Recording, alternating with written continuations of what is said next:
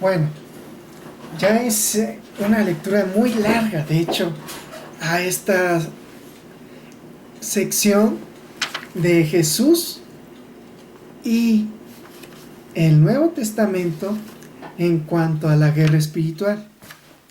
Boyd hace un señalamiento muy claro al contexto dividido del judeo-cristianismo en comparación del cristianismo pagano a posterior. Y es cristianismo pagano en, déjenme recordar bien, es también la apreciación de Steadicam Live, que tiene las palabras de Antonio Piñero, me parece, que él habla de los pagano-cristianos, pero este Antonio Piñero no es el único que hace esta apreciación. Me parece que Dodds, eso es lo que ya quería recordar, también hace la apreciación de que hay un devenir por parte del cristianismo de los 3 primeros siglos para convertirse un movimiento judío de alteridad al movimiento cristiano del poder, con base a la visión de Constantino. Bueno, o el sueño visión de Constantino. Hay todo un recorrer, pero ese recorrer, diría Berkot, cuando el cristianismo, no, cuando el cristianismo era nuevo, me parece, o cuando el reino de Dios era nuevo, era como una nueva idea, Berkot observa cómo hay una perversión poco a poco del cristianismo. Esta perversión sería propia, al parecer de algunos estudiosos, de cómo el cristianismo se va separando de sus raíces hebreas. No estoy queriendo decir que hay una judaización o que se deba judaizar, no, sino que el entendimiento judaico, como se llama de esa manera, de la redacción del Nuevo Testamento, de las palabras de Jesús, se va dejando de lado y va quedando en un desuso, en una comprensión como deslegitimada, por así decirlo, una comprensión deshecha. Pero ¿por qué ocurre esto? Porque ya no es el mismo contexto. ¿Cuál es el contexto del Nuevo Testamento? Boyd señala bien. De hecho, no solo Boyd, Reutemann, en un video que en la página de Tau 14 ya lo compartí, Reutemann señala de un último libro que al parecer hizo por el 2018, en que el contexto del entendimiento de Satanás pasa de ser el simple azazel por el cual un chivo expiatorio se es enviado en comparación de un sacrificio, que Reutemann señala ahorita claramente que el pasaje bíblico es, pasa de ser un ángel simple a ser el Satanás que Jesús enseña. Pero este Satanás que Jesús enseña, Jesús no lo enseña de la nada, lo enseña en un contexto propio veterotestamentario. Un contexto veterotestamentario que aquí tiene que aceptarse por parte de nosotros, los cristianos evangélicos y o protestantes, está muy sesgado. Nuestro libro termina, el Antiguo Testamento termina en Malaquías, y de Malaquías saltamos a Jesús, con un Jesús que pareciera enseñarnos un Dios todo amor, que no es propio de un Dios del Antiguo Testamento, que es un severo juez que castiga severamente el pecado. Y no se entiende que tal vez no es así. Y esto sí se ve en los libros que los católicos llaman deuterocanónicos. Nosotros los evangélicos y protestantes les llamamos apócrifos.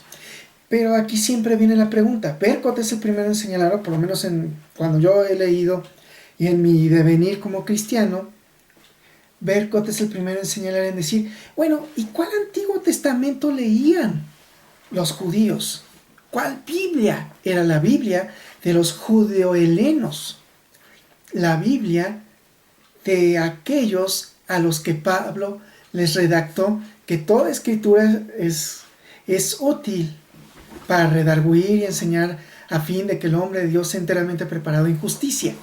¿Cuál es esa escritura? Es la misma escritura que nosotros leemos. Sociedades Bíblicas ha señalado que no necesariamente, porque el canon del judaísmo se da hasta muy a posterior del 70 después de Cristo. Se da en el canon de Yamnia, en el concilio de Yamnia. El concilio de Yamnia no es el concilio de Jerusalén de Hechos 15, ¿eh? No. ¿Dónde se discute qué libros deben ser los necesarios para decir esto es judío o esto no es judío? En Yamnia. Pero antes ya había comunidades judías repartidas en todo el mundo. ¿Cuál eran los libros importantes para estos judíos que para ellos era la palabra de Dios?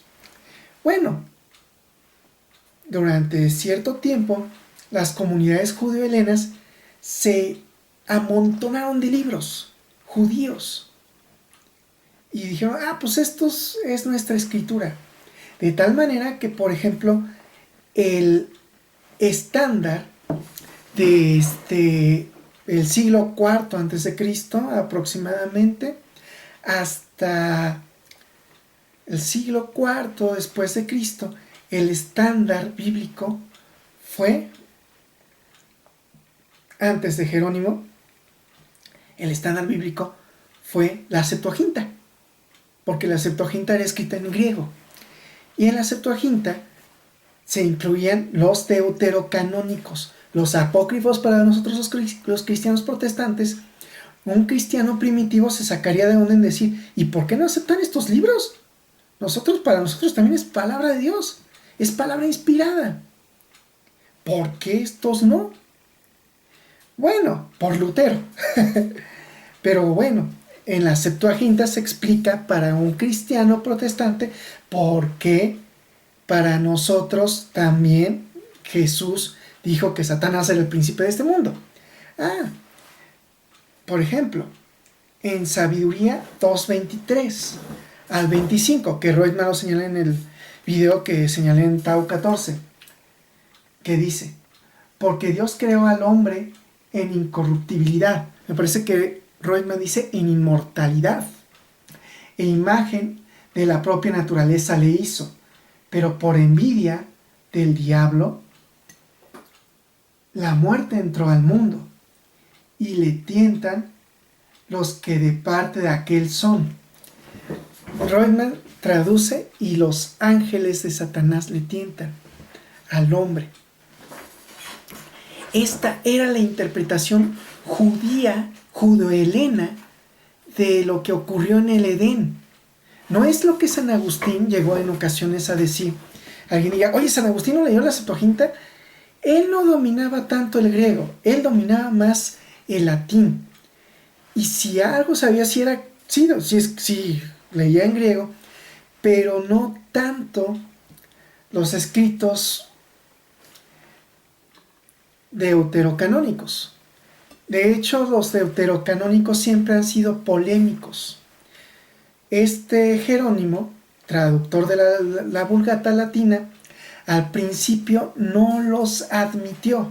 ¿Por qué? Porque Jerónimo, como Lutero, era más influido por la cultura hebrea de su momento. Y la cultura hebrea del momento de San Jerónimo, o de Jerónimo, era una cultura que había atravesado ya la destrucción del templo de Jerusalén, que tuvieron el concilio de Yamnia, y dijeron, tenemos que constituir para nosotros nuestro entendimiento del judaísmo para que el judaísmo sobreviva ya sin el templo de Jerusalén. Y dijeron, pues adquiramos 66 libros, lo que para nosotros los cristianos protestantes es el Antiguo Testamento, para ellos es el Tanakh, la Biblia hebrea. Sin embargo, no admitieron los otros libros adicionales de los 72 libros, que es la Septuaginta, porque les consideraron no importantes para la identidad del judaísmo. Pero, ¿qué ocurre con nosotros los cristianos? Que estos libros sí eran importantes para nosotros. ¿Por qué? Porque el judaísmo ortodoxo, al cual Jerónimo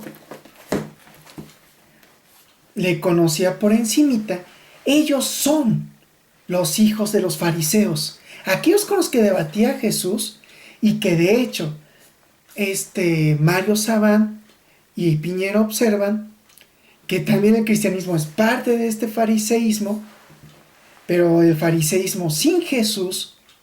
Este fariseísmo ramificó en el judaísmo ortodoxo. Y es como que, oye, ¿y hubo más judaísmos? Sí. El judeohelenismo al cual Pablo se remite, ese era parte del judaísmo. O bueno, perdón, creo que estoy redundando. Pero ese judeohelenismo era parte del judaísmo. Esos 72 libros eran también escritura inspirada para el judío, no después de la destrucción del templo de Jerusalén. Y había más libros. ¿Qué libros más había? Los de la comunidad de Qumran. La comunidad de Qumran, por ejemplo, en cuanto al entendimiento de lo espiritual, en el libro de Florentino de los textos de Qumran, en 1QS de la regla de la comunidad, vamos a llamarle como versículo, porque está una columna y un fragmento digamos de versículo, como protestante, perdón el atropello, espero no me regañe hacia alguien experto en los rollos del Mar Muerto, diga, no, espérate, no es versículo, bueno, fragmento. En el fragmento 17 al 18 dice, hablando de las reglas de la comunidad, en torno incluso a la guerra que habrá de hacer a los hijos de iniquidad, creo que el 18, sí, del 15, ninguna de sus fiestas no se desviarán de sus preceptos verdaderos para ir a la derecha o a la izquierda, y todos los que entren en la regla de la comunidad establecerán una alianza ante Dios para cumplir todo lo que ordena y para no apartarse de su seguimiento por ningún miedo, terror o aflicción que suceda durante el dominio de Belial. Cuando entren en la alianza, voy a seguir, los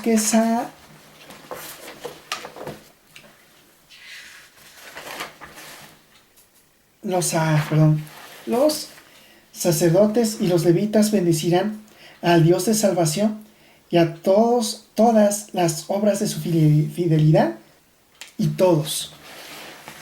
Pero estoy poniendo el contexto. En el contexto del judaísmo de Jesús, que hay varios videos al respecto, y a ellos me puedo remitir, no solo videos, sino libros al respecto. Puedo yo observar, por ejemplo, en el 4Q, no, espérame, si es el 225, sí. En el 4Q 225, fragmento 1, 8 al 13, después de esto nació un hijo a Abraham, y le dio el nombre de Isaac. Entonces el príncipe de la hostilidad se adelantó hacia Dios y acusó a Abraham con respecto a Isaac. Y Dios dijo a Abraham, toma a tu hijo, a Isaac, tu único, a aquel que amas, y ofrécemelo en holocausto en una de las montañas elevadas que yo te indicaré. Abraham se levantó y partió desde los pozos hacia la montaña Moriah. El príncipe de la hostilidad, el príncipe Masterna, le llaman Masterna u hostilidad,